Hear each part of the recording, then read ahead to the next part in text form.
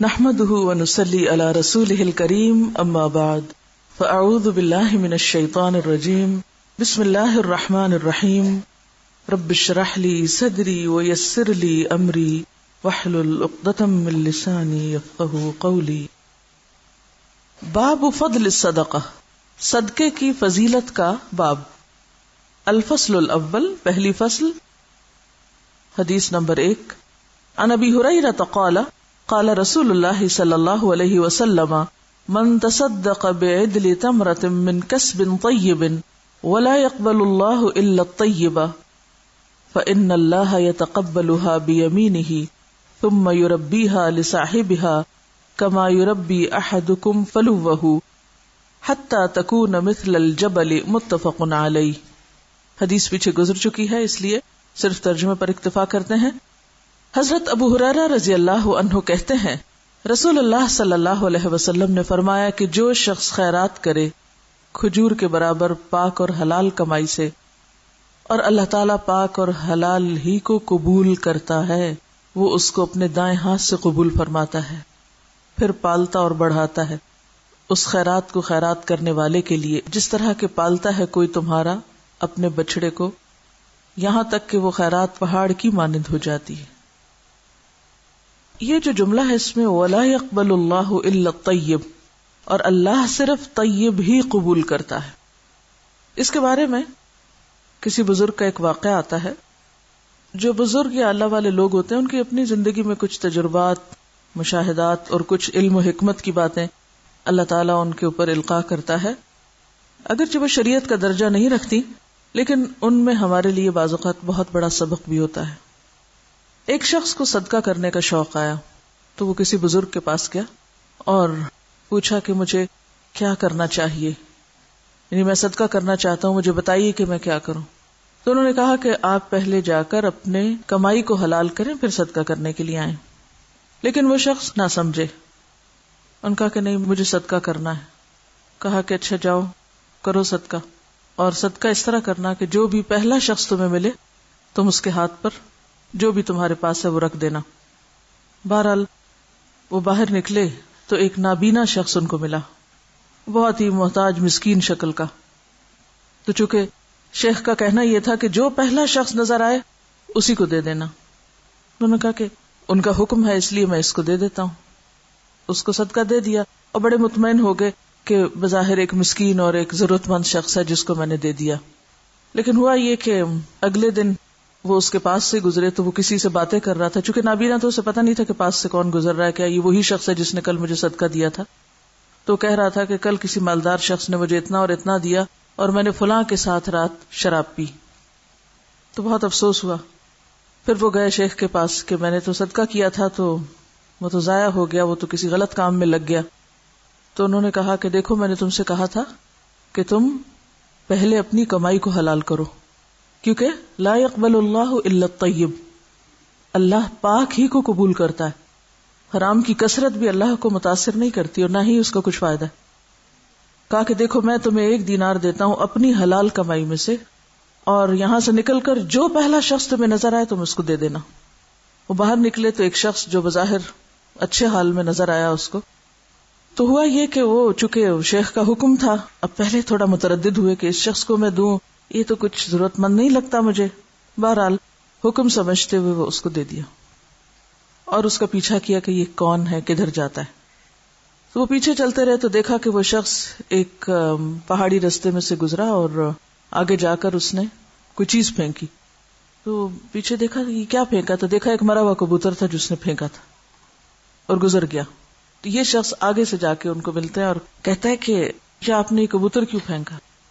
تو کہنے لگا کہ میرے بچے ہیں چھوٹے اور وہ بھوکے ہیں اور ہمارے پاس کھانے کو کچھ بھی نہیں تھا، تو مجھے راستے میں یہ مرا ہوا کبوتر نظر آیا تو میں نے اس کو اٹھا لیا کہ اور کچھ نہیں تو یہی بچوں کو کھلاؤں تاکہ ان کو موت کے منہ سے بچاؤں. تو اب جب کہ مجھے اللہ نے یہ مال دے دیا ہے تو میں نے وہ مرا ہوا کبوتر پھینک دیا ہے.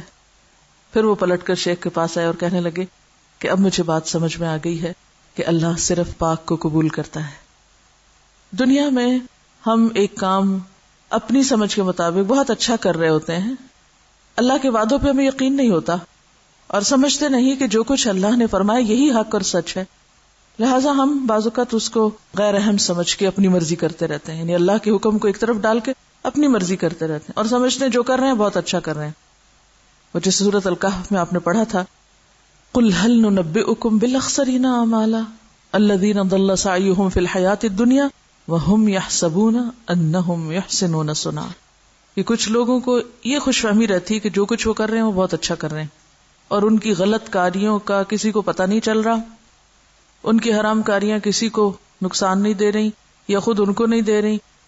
تو وہ بھول جاتے ہیں کہ اللہ نے رسی دراز کی ہوئی ہے اور ایک دن پکڑنا اس نے تو پھر چھوڑنا نہیں، اور اس بھول میں وہ غلط کام کرتے چلے جاتے ہیں.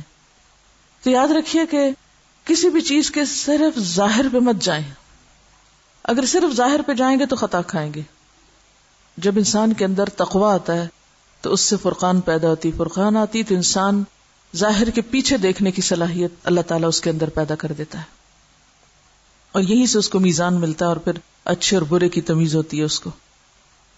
اور یہ ایک بہت بڑی سچائی ہے کہ وَلَا يَقْبَلُ اللَّهُ إِلَّا الطَّيِّبَ فَإِنَّ اللَّهَ يَتَقَبَّلُهَا بِيَمِينِهِ.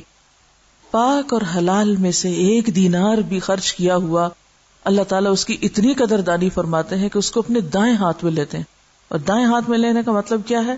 یعنی بہت ہی اہمیت اور بہت ہی خوشی کے ساتھ قبول کرتے ہیں اور پھر اس کو مزید بڑھانا شروع کر دیتے ہیں حتیٰ کہ وہ پہاڑ برابر ہو جاتا ہے لقمہ. اگلی حدیث، وعنہ قال قال رسول اللہ صلی اللہ علیہ وسلم ما نقصت صدقۃ من مال شیئا وما زاد اللہ عبدا بعفو الا عزا وما توادع احد للہ الا رفعہ اللہ، رواہ مسلم. حضرت ابو ہریرہ رضی اللہ عنہ کہتے ہیں کہ رسول اللہ صلی اللہ علیہ وسلم نے فرمایا کہ خیرات کرنے سے مال کم نہیں ہوتا، اور کسی کا قصور معاف کر دینے سے اللہ تعالیٰ اس بندے کی عزت بڑھاتا ہے، اور نہیں تواضع کرتا کوئی شخص اللہ کے لیے مگر اللہ اس کا رتبہ بڑھا دیتا ہے. معاف کرنے سے بڑھ کر کوئی انتقام نہیں. سب سے بڑا انتقام اور بدلہ معاف کرنے میں ہے. اسی میں عزت کی بلندی اور اسی میں اللہ کا قرب پانے کا راز ہے. دیکھیے، اگرچہ بدلہ لینے کی اجازت ہے اور اس میں کوئی گناہ نہیں اگر کوئی شخص بدلہ لے لیتا ہے، لیکن عام طور پر آپ دیکھیں گے کہ بدلہ لینے سے جھگڑا نہیں ختم ہوتا، مسئلہ ختم نہیں ہوتا. ہاں، یہ الگ بات ہے کہ کبھی کسی کو برائی سے روکنے کے لیے یا اس کو اس کی غلطی بتانے کے لیے اس کو تھوڑا سا مزہ چکھانا بھی ضروری ہوتا ہے، لیکن حد کے اندر رہ کر. لیکن عموماً جب ایک شخص وار کرتا ہے، دوسرا بدلہ لیتا ہے، پھر یہ وار کرتا ہے پلٹ کے، پھر وہ ایک کشاکش کبھی بھی ختم نہیں ہوتی. جب دو لڑنے والوں میں سے ایک ہاتھ روک لیتا ہے تو دوسرا کہاں تک لڑے گا؟ اس کے بعد کیا کرے گا؟ کچھ کر نہیں سکتا وہ. تو یہاں بھی پھر معاف کرنے کے فائدے بتائے جا رہے ہیں کہ جو عزت چاہتا ہے اسے چاہیے کہ معاف کر دے، ورنہ کیا ہوگا؟ آپ نے وار کیا، اس نے کیا، آپ نے کیا، اس نے کیا، عزت تو نہ رہی نا. عزت میں اضافہ نہیں ہوتا. لڑائی جھگڑا فساد ہمیشہ بے عزتی اور ذلت کا سبب بنتا ہے. اور جب انسان معاف کر دیتا ہے تو وقتی طور پر لگتا ہے کہ جیسے اس کا نقصان ہوا یا وہ نیچا ہو گیا یا پیچھے رہ گیا، لیکن عزت اسی کی ہوتی ہے کیونکہ اللہ کا وعدہ سچا ہے. اگلی حدیث، وعنہ قال قال رسول اللہ صلی اللہ علیہ وسلم من انفق زوجین من شیء من الاشیاء فی سبیل اللہ دعی من ابواب الجنہ وللجنۃ ابواب فمن كان من اہل الصلاة دعی من باب الصلاة ومن كان من اہل الجہاد دعی من باب الجہاد ومن كان من اہل الصدقة دعی من باب الصدقة ومن كان من اہل الصیام دعی من باب الریان ومن كان من اہل الصیام دعی من باب الریان. فقال ابو بکر ما على من دعی من تلك الابواب من ضرورة فهل يدعى احد من تلك الابواب كلها؟ قال نعم وارجو ان تكون منهم. متفق علیہ. وعنہ، اور انہی سے روایت ہے یعنی ابو ہریرہ سے رضی اللہ عنہ، قال کہا قال رسول اللہ، فرمایا رسول اللہ صلی اللہ علیہ وسلم نے من جس نے انفق خرچ کیا زوجین جوڑا من شیئن کسی چیز کا من الاشیاء چیزوں میں سے فی سبیل اللہ اللہ کے راستے میں دعیا بلایا جائے گا من ابواب الجنہ جنت کے دروازوں سے وللجنت ابواب اور جنت کے کئی دروازے ہیں فمن کانا تو جو کوئی ہے من اہل الصلاۃ نماز والوں میں سے دعی من باب الصلاۃ بلایا جائے گا نماز کے دروازے سے ومن کانا اور جو کوئی ہے من اہل الجہاد اہل جہاد میں سے دعی بلایا جائے گا من باب الجہاد باب الجہاد سے ومن کانا من اہل الصدقہ اور جو کوئی ہے صدقہ کرنے والوں میں سے دعی من باب الصدقہ بلایا جائے گا باب الصدقہ سے ومن کان من اہل الصیام اور جو کوئی ہے روزہ رکھنے والوں میں سے دعی من باب الریان تو بلایا جائے گا باب الریان سے فقال ابو بکر تو ابو بکر کہنے لگے ما نہیں علا اوپر من جو دعی بلایا جائے من تلک الابواب ان دروازوں میں سے من ضرورت کوئی ضرورت فہل تو کیا یدعا بلایا جائے گا احد کوئی ایک من تلک الابواب ان دروازوں میں سے کلھا سارے کے سارے قالا فرمایا نعم ہاں وارجو اور مجھے امید ہے ان تکون منہم کہ تم ان میں سے ہوگے متفق علیہ۔ حضرت ابو ہریرہ کہتے ہیں کہ رسول اللہ صلی اللہ علیہ وسلم نے فرمایا جو شخص دگنی چیز یا جوڑے میں چیز خرچ کرے اللہ کے راستے میں تو بلایا جائے گا اس کو بہشت کے دروازوں سے اور جنت کے کئی دروازے ہیں، بس جو شخص نمازی ہوگا اس کو جنت کے باب الصلاۃ سے بلایا جائے گا، جو شخص جہاد کرنے والا ہے اس کو باب الجہاد سے بلایا جائے گا، جس شخص نے بہت خیرات کی اس کو باب الصدقہ سے بلایا جائے گا، اور جو شخص روزہ رکھنے والا ہے اس کو باب الریان سے بلایا جائے گا۔ یہ سن کر حضرت ابو بکر نے کہا کہ بظاہر اس کی تو کوئی ضرورت نہیں ہے کہ ان سب دروازوں سے کسی کو بلایا جائے، لیکن کیا کوئی ایسا شخص بھی ہے جس کو سارے دروازوں سے بلایا جائے گا؟ آپ نے فرمایا ہاں، اور مجھے امید ہے کہ تم ان لوگوں میں سے ہوگے۔ یہاں صدقہ کرنے کا ایک خوبصورت طریقہ بتایا گیا ہے، ایک انوکھا خاص طریقہ بتایا گیا ہے، یا ایک خاص چیز کی طرف توجہ دلائی گئی ہے۔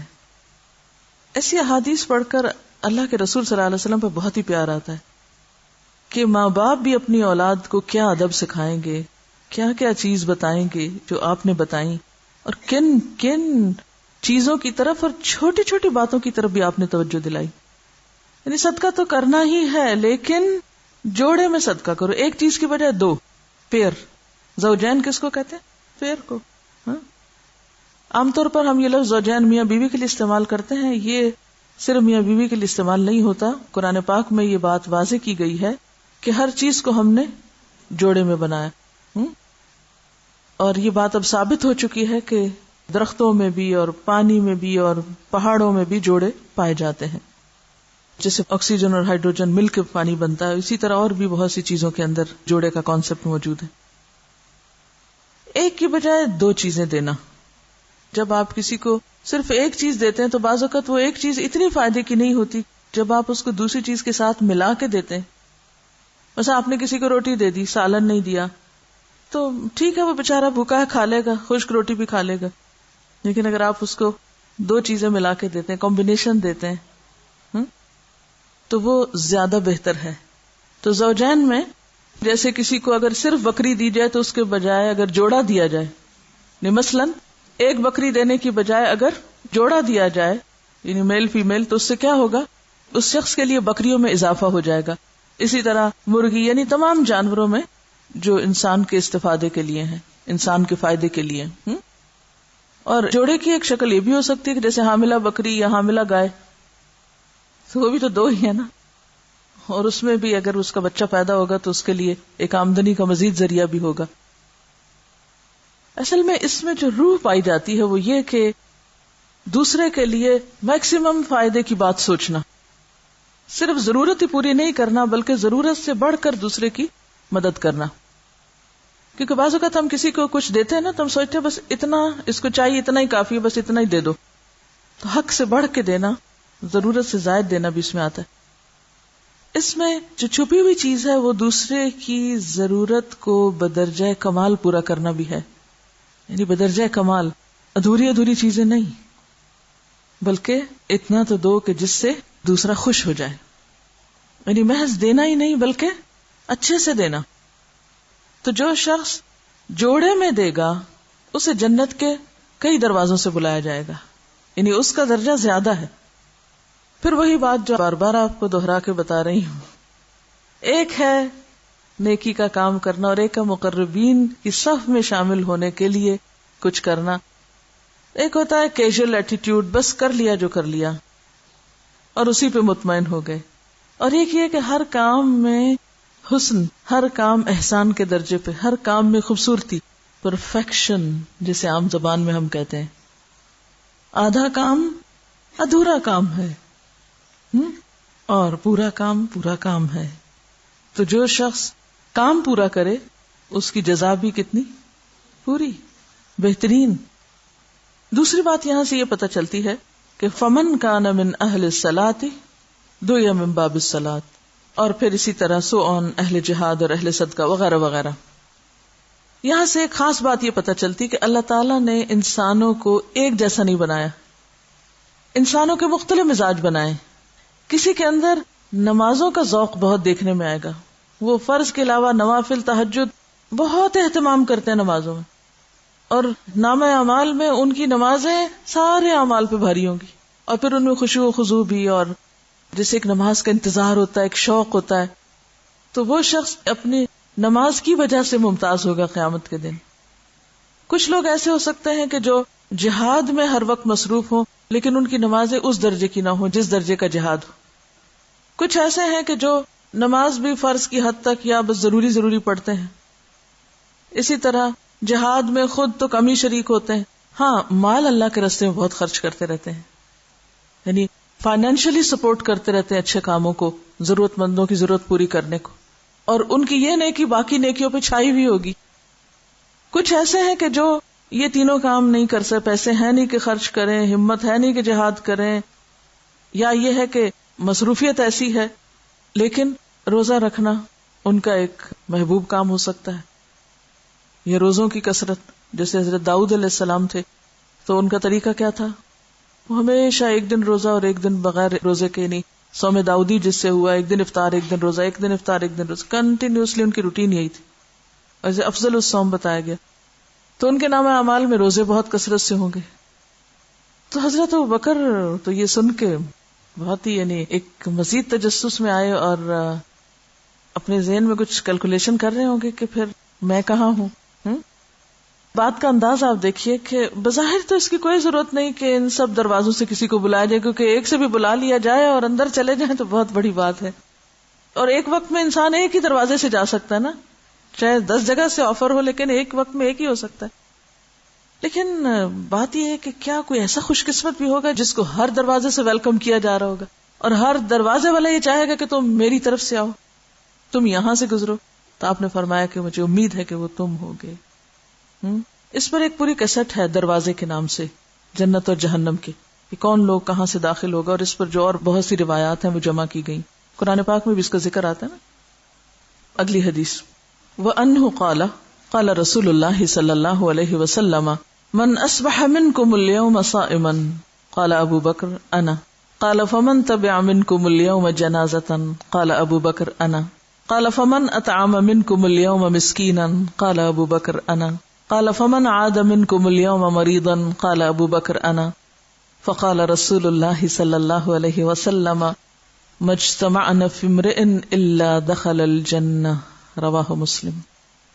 وانہ قال، اور انہی سے روایت ہے، کہتے ہیں کون، یعنی ابو ہریرہ، قال رسول اللہ صلی اللہ علیہ وسلم، کہ رسول اللہ صلی اللہ علیہ وسلم نے فرمایا، من کون ہے، اصبح جس نے صبح کی، منکم تم میں سے، الیوم آج، صائمن روزے کی حالت میں، تم میں سے آج روزے دار کون ہے؟ قال ابو بکر، ابو بکر نے کہا، انا میں. قال فرمایا فمن تو کس نے تبع پیروی کی یعنی پیچھے گیا منکم تم میں سے الیوم آج جنازتن جنازے کے. قال ابو بکر انا ابو بکر بولے میں. قال فرمایا فمن اطعما تو کس نے کھلایا منکم تم میں سے الیوم آج مسکینن کسی مسکین کو. قال ابو بکر انا ابو بکر بولے میں نے. قال فمن عاد تو کس نے عیادت کی منکم تم میں سے الیوم آج مریدن کسی مریض کی. قال ابو بکر بولے انا میں نے. فقال رسول اللہ صلی اللہ علیہ وسلم تو رسول اللہ صلی اللہ علیہ وسلم نے فرمایا مجتمعنا نہیں جمع ہوتی فمرئن کسی شخص میں یعنی یہ ساری باتیں الا مگر دخل الجنہ وہ داخل ہوتا ہے جنت میں یا داخل ہوگا جنت میں. رواہ مسلم اسے مسلم نے روایت کیا ہے. بمحاورہ ترجمہ حضرت ابو ہریرہ کہتے ہیں کہ ایک روز رسول اللہ صلی اللہ علیہ وسلم نے دریافت فرمایا کہ تم میں سے کون روزہ دار ہے. ابو بکر نے عرض کیا میں. پھر آپ نے پوچھا تم میں سے کون جنازے کے ساتھ گیا. ابو بکر نے عرض کیا میں. پھر آپ نے پوچھا تم میں سے کس نے مسکین کو کھانا کھلایا. ابو بکر نے عرض کیا میں نے. پھر آپ نے پوچھا تم میں سے آج کس نے بیمار کی عیادت کی. ابو بکر نے عرض کیا میں نے. آپ نے فرمایا جس میں یہ باتیں جمع ہو جائیں وہ جنت میں جائے گا. یعنی نیکی کا کتنا وسیع تصور ہے. ہم عام طور پر ایک کام میں لگتے ہیں دوسرے سارے اگنور کر دیتے ہیں, سارے بھول جاتے ہیں, سب چھوڑ بیٹھتے ہیں اور ہم اس پر ہی خوش ہو جاتے ہیں کہ بس میں یہ کام کر رہا ہوں اور یہ سب سے اچھا ہے اور یہ سب سے بہتر ہے. عموماً آپ نے دیکھا ہوگا جو لوگ نماز روزہ مسجد وغیرہ کا خیال کرتے ہیں وہ لوگ صدقہ خیرات یا اور باقی بہت سی چیزوں کو بھولے رہتے ہیں. جو لوگ سوشل ورک بہت کرتے ہیں وہ عموماً مسجد جانا بھول جاتے ہیں. اسی طرح جو جس فیلڈ میں چلا گیا بس وہ اسی کا ہو کے رہ گیا, باقی دنیا کو بھول گیا. لیکن ایک معتدل انسان جو نیکی کے بہت سے کاموں کو ذہن میں رکھے وہی مقربین میں سے ہو سکتا ہے. تو بات یہ ہے کہ حضرت ابوبکر کی شخصیت کا بھی یہاں پتہ چل رہا ہے کہ کتنے الرٹ انسان تھے اور ان کی نگاہیں نیکی کے مواقع تلاش کرتی تھی. ہماری نگاہیں کیا تلاش کرتی رہتی, یا یہ دیکھتے ہیں کون کیا خرابی کر رہا ہے, کس میں کیا غلطی ہے, کون کیسا ہے. صرف خرابی نہیں, بعض اوقات بلا وجہ کا تجسس, کون کس سے بات کر رہا ہے, کون کہاں گیا, کہاں آیا, کہاں بیٹھا, کہاں اٹھا, بالکل بیکار قسم کی معلومات جمع کرنا جن کا عمل سے اور فائدے سے کوئی تعلق نہیں. یا پھر اور کیا کرتے ہیں, لالچ کی نگاہ, کس سے کیا فائدہ ہو سکتا ہے. یا پھر بس ایسے ہی بے خیالی میں اپنی ہی دنیا میں مدہوش, کچھ بھی نہ سوچنا, ذہنی فرار, جسے عربی میں ذہول کی کیفیت کہتے ہیں. پتہ ہی نہیں, بس ایک طرح کی نشے کی کیفیت ہے, کوئی ہوش نہیں کیا کرنا اور کیا نہیں. اور ایک ہے مقربین کا مقام کہ ان کی نگاہیں, ان کے کان, ان کا دل جاگتا ہے, حاضر ہے, فکر میں ہے کہ کہاں سے کون سی کتنی نیکی کماؤں.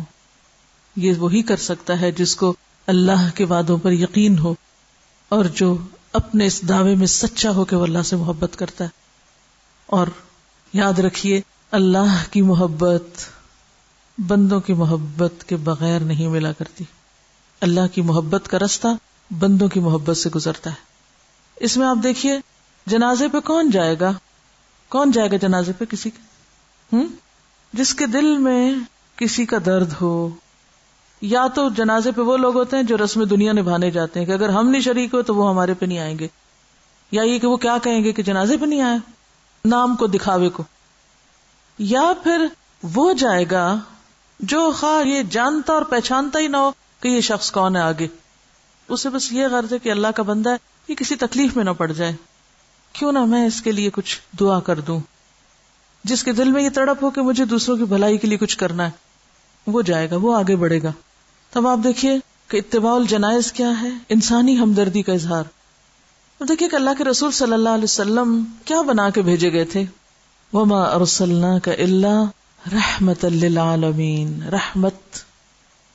اور ہم آپ کی امت کیا بن گئے ہیں, للعالمین, جہانوں کے لیے, دنیا والوں کے لیے, انسانیت کے لیے. ہم کیا بن چکے, سوائے شور ہنگامے کو اور کچھ آتا ہی نہیں. اگر ہم واقعی آپ کی امت ہونے پہ فخر کرتے ہیں تو ہمیں بھی رحمت کہ دوسروں کے لیے نہ صرف یہ کہ ان کی دنیا میں خوشیاں لانے والے، بلکہ ان کی آخرت کا بھی بھلا چاہنے والے. کیونکہ مومن کی نگاہ صرف دنیا تک نہیں ہوتی، آخرت میں جیتا ہے. وہ مومن آخرت میں جیتا ہے. مثلا آپ میں سے کوئی یہاں سے امیگریشن کرا کے کسی دوسرے ملک جا رہا ہے، کہیں اور رہنے کے لیے، کہیں اور جانے. اب وہ جتنے بھی دن یہاں رہتا ہے وہ کس طرح رہتا ہے کہ اس کو یہاں سے دلچسپی کم ہوتی ہے اور جہاں اس نے جا کے رہنا وہاں سے دلچسپی زیادہ ہوتی. وہ اپنے سارے پیسے وہاں ٹرانسفر کر دے گا، اپنا ساز و سامان، اپنی ہر چیز. کیوں؟ کیونکہ اس کو یہ پتا ہے کہ اب مجھے یہاں نہیں رہنا، وہاں رہنا. چلیے یہ زیادہ مشکل مثال ہے، شاید آپ میں سب نے ایکسپیرینس نہیں کی ہو. جن لوگوں کی ٹرانسفرز ہوتی رہتی ہیں ایک شہر سے دوسرے میں، مثلا آرمی کے لوگ ہیں، سول سروسز میں ہیں. اب جب آرڈر آ جاتے ہیں ٹرانسفر کے، جب پتا چلتا ہے کہ کسی اور شہر میں جانا ہے، تو جس دن آرڈرز آتے ہیں اس دن سے حالت کیا ہو جاتی ہے؟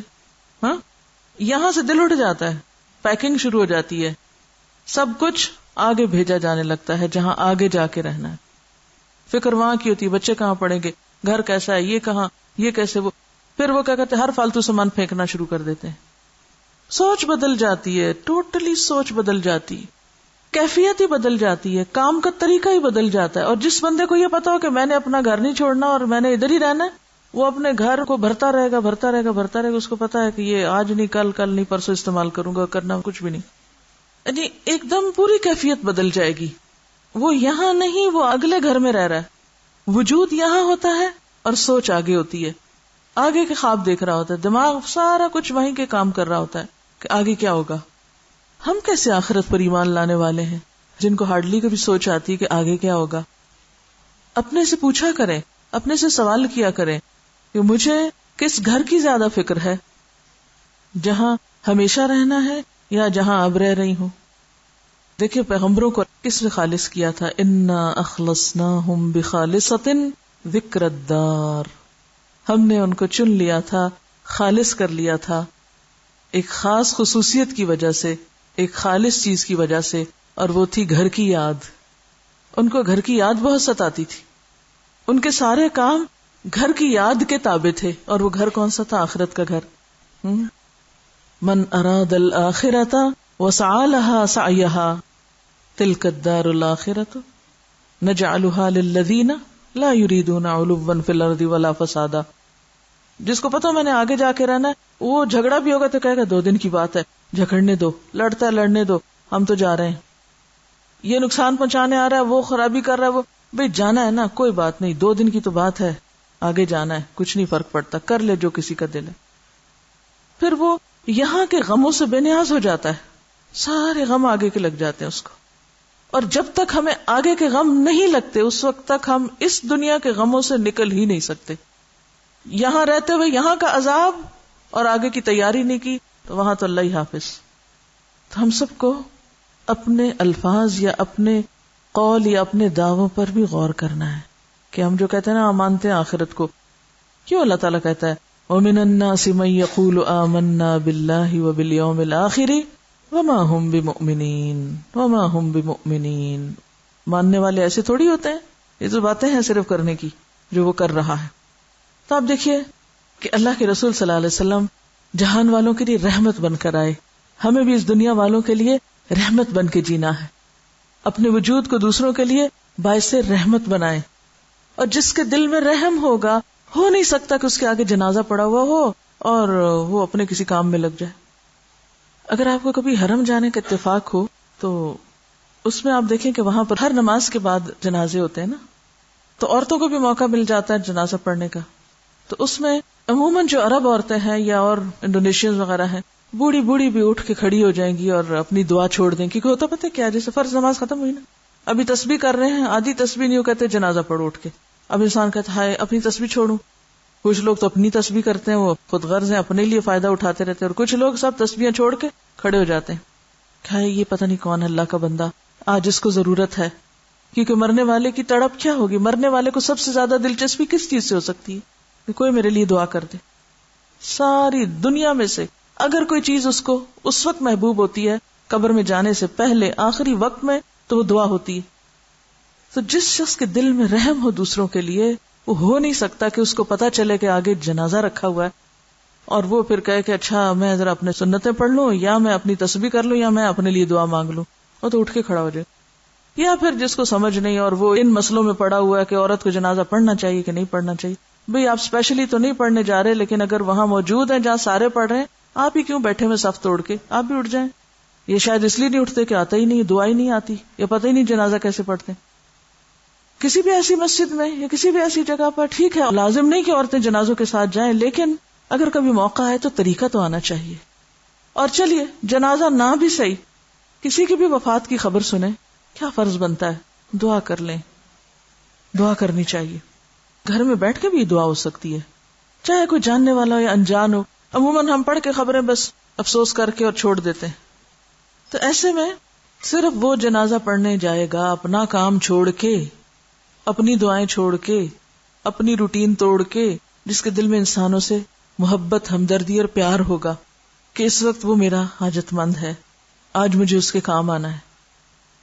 اسی طرح مسکین کی بھوک اور دکھ اور تکلیف کون محسوس کرے گا؟ جس کے دل میں انسانوں کی محبت ہوگی، اس کے عمل کی تصدیق اس سے ہوگی کہ وہ مسکین یا ضرورت مند کو کھانا کھلانے والوں میں سے. اور پھر بیمار کی خبرگیری کون کرے گا؟ جس کے دل میں انسانوں کی محبت ہوگی. اب یہاں کوئی اپنی نماز اور کوئی اپنے اور روزے وغیرہ کا ذکر نہیں، سب انسانوں کی خدمت، سوشل ورک. اللہ تعالیٰ بندوں کے پاس ملتا ہے. وہ حدیث میں آتا ہے نا، حدیث قدسی میں، کہ اللہ تعالیٰ قیامت کے دن ایک بندے سے فرمائے گا کہ میں بیمار تھا، تو نے میری عادت نہ کی، میں بھوکا تھا، تو نے مجھے نہیں کھلایا، میں پیاسا تھا، تو نے مجھے نہیں پلایا. کہ یا رب العالمین، سب کچھ تو تیرے اپنے ہاتھ میں ہے. تو اس وقت اللہ تعالیٰ کیا فرمائیں گے؟ میرا فلاں بندہ ایسا تھا، تم اس کے پاس جاتے تو مجھے وہاں پاتے. تو ایسے موقع پر بعض لوگ کیا کہتے ہیں، وہ کوئی نہیں آئے تھے ہمارے جنازے میں، ہم بھی نہیں جا رہے، انہوں نے ہمیں نہیں دعوت پہ بلایا تھا، ہم بھی نہیں بلا رہے، وہ ہماری عادت کرنے نہیں آئے تھے، ہم بھی نہیں جا رہے. یہ صرف انتہائی بے حس انسان کہہ سکتا ہے. جو انکنڈیشنل محبت کرنے والا ہو وہ ایسے موقعوں پر اس طرح کی بات سوچ بھی نہیں سکتا. کوئی دشمن ہو یا دوست ہو، اسے اس سے کوئی فرق نہیں پڑتا، کیونکہ دوست کی دوستی میں تو پھر چلے جانا ایک رسم دنیا ہی نبھانا ہے نا. ایسے بیماروں کی خبر لینا کہ جن سے دوستی نہیں، جن سے بنتی نہیں، جو ہمارا خیال کبھی نہیں رکھتے، وہی پھر صرف اللہ کے لیے جانا ہوتا ہے. اور ایسے ہی لوگوں کے لیے جنت، اور ایسے ہی لوگ پھر ہر دروازے سے بلائے جائیں گے. اگلی حدیث، وَأَنْهُ قَالَ قَالَ رسول اللہ صلی اللہ علیہ وسلم یا نساء المسلمات لا تحقرن جارة لجارتها ولو فرس نشاة، متفق علیہ. وَأَنْهُ، اور انہی سے روایت ہے حضرت ابو ہریرہ سے، قال کہا، قال رسول اللہ، فرمایا رسول اللہ نے صلی اللہ علیہ وسلم، یا نساء المسلمات، اے مسلمان عورتوں، لا تحقرن، نہ حقیر جانے، جارتن کوئی پڑوسن، لجارتہا اپنی پڑوسن کو، ولو اور اگرچہ فرسنا کھر ہو، شاتن بکری کا، متفق علیہ، متفق علیہ روایت ہے. حضرت ابو ہریرہ کہتے ہیں کہ رسول اللہ صلی اللہ علیہ وسلم نے فرمایا عورتوں کو مخاطب کر کے کہ اے مسلمان عورتوں، نہ حقیر سمجھے کوئی ہمسایہ اپنے ہمسائے کو، کس میں؟ ہدیہ بھیجنے میں یا صدقہ بھیجنے میں، اگرچہ وہ بکری کا کھر ہی کیوں نہ ہو. یعنی دوسرے کو دینے کے لیے اگر کوئی بہت بڑی فینسی خوبصورت زبردست چیز نہیں بھی، جو حیثیت ہے، جو توفیق ہے، چھوٹی سے چھوٹی چیز وہی بھیج دو. اس سے کیا ہوتا ہے؟ لین دین سے کیا ہوتا ہے؟ محبت بڑھتی ہے. اگلی حدیث، وعن جابر وحذیفہ قال قال رسول اللہ صلی اللہ علیہ وسلم کل معروف صدقہ، متفق علیہ. اور جابر اور حذیفہ رضی اللہ عنہما سے روایت ہے، قالا دونوں نے کہا، قال رسول اللہ صلی اللہ علیہ وسلم، رسول اللہ صلی اللہ علیہ وسلم نے فرمایا، کل معروف، ہر نیکی صدقۃ، صدقہ ہے. حضرت جابر اور حضرت حذیفہ سے روایت ہے کہ رسول اللہ صلی اللہ علیہ وسلم نے فرمایا ہر نیکی صدقہ ہے، ہر نیکی صدقہ ہے. یعنی کمال ہو گئی نا، یعنی پیک پہ پہنچ گئی بات کہ ہر نیکی صدقہ ہے. بس یہ صدقہ ہے، وہ صدقہ ہے، یہ صدقہ ہے، وہ صدقہ ہے، اور اب ہر نیکی صدقہ ہے. صدقہ کیا ہے؟ صدقہ کا معنی سچ کہا. ہر نیکی کا کام دراصل آپ کے قول اور آپ کے ایمان کی تصدیق کر رہا ہوتا، تو اس لیے اس کو صدقہ کہا جائے گا. اگلی حدیث، وعن ابی ذر قال قال رسول اللہ صلی اللہ علیہ وسلم لا تحقرن من المعروف شيئا ولو ان تلقى اخاك بوجه طليق رواہ مسلم. وعن ابی ذر، ابو ذر رضی اللہ عنہ سے روایت ہے، کہا قال رسول اللہ، فرمایا رسول اللہ صلی اللہ علیہ وسلم نے، لا تحقرن، مت حقیر جانو، مت حقیر سمجھو، من المعروف، نیکی میں سے، شیئن، کسی بھی چیز کو، نیکی کا کوئی چھوٹا سا کام بھی حقیر نہ سمجھو، ولو، اور اگرچہ، ان، یہ کہ، تلقا، تم ملاقات کرو، اخا کا، اپنے بھائی کی، بوجہن، ساتھ چہرے، طلیقن، بشاش کے یا کھلے. رواہ مسلم، اسے مسلم نے روایت کیا ہے. حضرت ابو ذر کہتے ہیں کہ رسول اللہ صلی اللہ علیہ وسلم نے فرمایا، نیکی میں سے تو کسی چیز کو معمولی اور حقیر نہ جان، چھوٹا نہ سمجھو. کیا پتہ قیامت کے دن تم اسی ایک نیکی کی وجہ سے جسے تم نے چھوٹا سمجھ کے کیا، اللہ کی بارگاہ میں مقرب ہو جاؤ. اگرچہ تو اپنے بھائی سے بشاش چہرہ بنا کر ملاقات کرے. بعض اوقات انسان تھکا ہوا ہوتا ہے، بعض اوقات انسان غصے میں ہوتا ہے، بعض اوقات انسان خراب موڈ میں ہوتا ہے، تو اس وقت اپنے پہ قابو پا کے پھر ٹھیک ہو کے کسی سے اچھی طرح ملنا، یہ منافقت نہیں ہے، یہ مطلوب ہے کہ میکسیمم جتنا بھی انسان بہتر سے بہتر معاملہ کر سکے کرے، کیونکہ یہ بھی نیکی. وآخر دعوانا ان الحمد للہ رب العالمین. سبحانک اللہم وبحمدک، نشہد ان لا الہ الا انت، نستغفرک ونتوب الیک.